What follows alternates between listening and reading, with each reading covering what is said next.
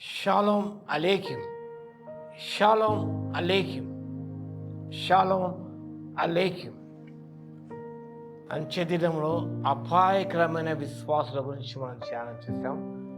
అపాయకర విశ్వాసుల విషయంలో జాగ్రత్తగా ఉండాలని తిమోతి అపొస్తలుడు హెచ్చరించాడు. వారికి దూరంగా ఉండాలని పౌలు భక్తుడు తన కుమారుడైన తిమోతిని హెచ్చరించిన వాక్యం ఆ హెచ్చరిక మనకు కూడా వర్తిస్తుంది. అపాయకర విశ్వాసులు అంత మాత్రమే కాదు, అంత్యదినంలో అపాయకరమైన బోధకులు రెండు గుంపుల వారిని గమనిస్తున్నాం మనం. సార్వత్రిక సంఘంలో అపాయకరమైన విశ్వాసులు ఉంటారు. అంత మాత్రమే కాదు, ఈ అంత్యదినంలో అపాయకరమైన బోధకులు అనగా ఫాల్స్ అబద్ధ బోధకులు బయలుదేరి ఉన్నారని పౌలు భక్తులు సెలవిస్తున్నాడు. People are always learning but never able to come to a knowledge of the truth, and who actively oppose the truth with the correctable disqualified minds. వారి మనసులు కలుషితమనే కాబట్టి వారి జీవితం అంతా learning but never able to come to a knowledge of the truth. సత్యం యొక్క అనుభవ జ్ఞానంలోనికి రాని వారు జస్ట్ లర్న్ అంతే వారి పని. Always learning, endless curiosity without conviction. ఏదో నేర్చుకోవాలి, ఏదో తెలుసుకోవాలి తపన వాళ్ళు ఉంటుంది, కానీ వాళ్ళు నిజమైన కన్విక్షన్ ఒప్పుదల ఉండదు. These false teachers love new ideas, religious debates, or hidden knowledge that they never accept the actual life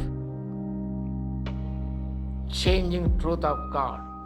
జీవితాన్ని మార్చివేసే ఆ ఆత్మీయ సత్యములను గ్రహించిన వారు, కొత్త ఆలోచనలు, కొత్త తలంపులను తెలుసుకోవాలని ఆలోచన కలిగిన వారే. కానీ వీరందరూ రిలీజియస్ డిబేట్స్లో పాల్గొంటారు. ఈ నామంతో రిలీజియస్ డిబేట్స్ మనం చూస్తుంటాం. అబద్ధ బోధక వాళ్ళు they love to participate in religious debates, intellectual versus spiritual. They treat faith like A academic subject. ఈ అబద్ధ బోధకులు విశ్వాసాన్ని ఒక పాఠ్యాంశంగా వారు గ్రహిస్తారే కానీ అది మన జీవితానికి అవసరమైన సత్యాన్ని గ్రహించిన వారు. They treat faith like an academic subject to study rather than to master it, obey it. చదివి దానికి లోబడని వారు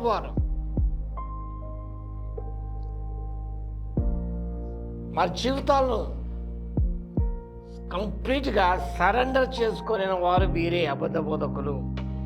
అంతమంది అపోజింగ్ ద ట్రూత్, సత్యాన్ని ఎదిరించేవారు,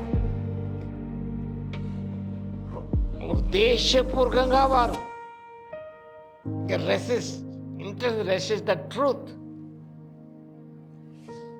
They don't just misunderstand the gospel, they forgot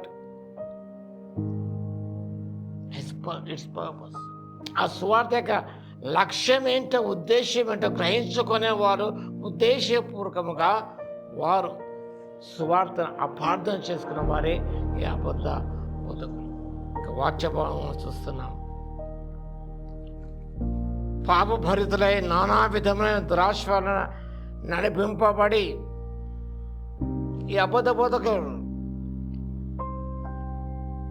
నానా విధమైన దురాశ నడిపింపబడి ఎల్లప్పుడూ నేర్చుకొనుచున్నాను, ఆల్వేస్ లర్నర్స్. అంతేగాని వారు సత్యమును గ్రహించుకుని అప్పుడు జీవించడానికి ఇష్టపడిన వారు అబద్ధ బోధకులు.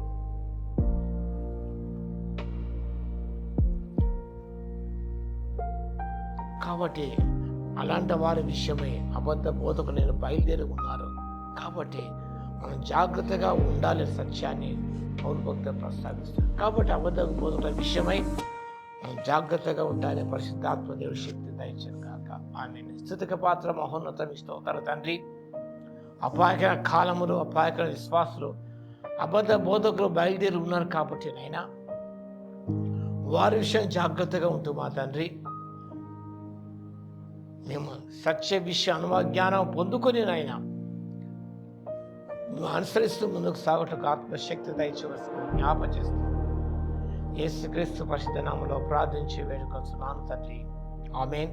మన తండ్రి అయిన దేవుని యొక్క ప్రేమయు, మన ప్రభువును రక్షకుడైన యేసుక్రీస్తు యొక్క కృపయు, పరిశుద్ధాత్మని అన్యోన్య సహవాసం మనందరికీ సదాకాలము తోడే ఉండును గాక.